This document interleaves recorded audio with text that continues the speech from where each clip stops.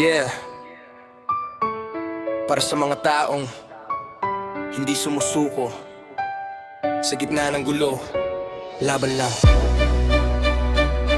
Yeah, yeah, yeah, yeah, yeah, yeah, yeah, yeah. Sa bawat balita, init ng politika, maraming nag-aaway, puro parinigan pa. Mga tao sa kalsada, pagod na sa drama, pero tuloy ang laban kahit hirap na darama. May mga kritiko, puro bato ang salita, pero di matitinag kung alam mo tama. Kahit anong issue, kahit anong gulo, tatayo ka pa rin, di uurong dito. Maraming mata ang nakatingin sa'yo, bawat galaw mo may husga ng tao. Pero sa gitna ng unos at sigawan, kailangan matatag ang paninindigan. Laban lang ba to? Tibayan ang puso, kahit maraming galit na bumabato. Sa gitna ng dilim hanapin ang liwanag, huwag kang susuko, laban hanggang wakas. Laban lang ba to? Taas no pa rin, kahit mabigat ang lahat ng suliranin. Boses ng masa, patuloy na sigaw para sa bayan, di dapat matakaw.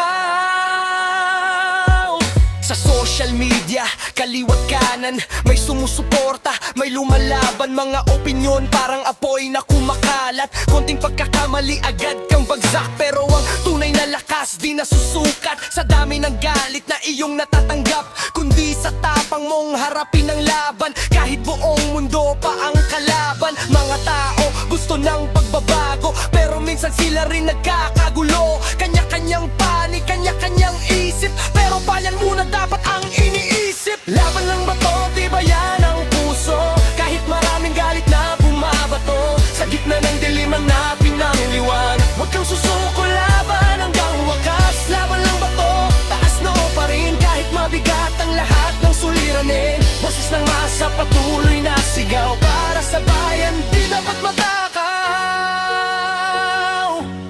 Hindi perpekto ang kahit sino man, lahat nagkakamali sa mundong ginagalawan.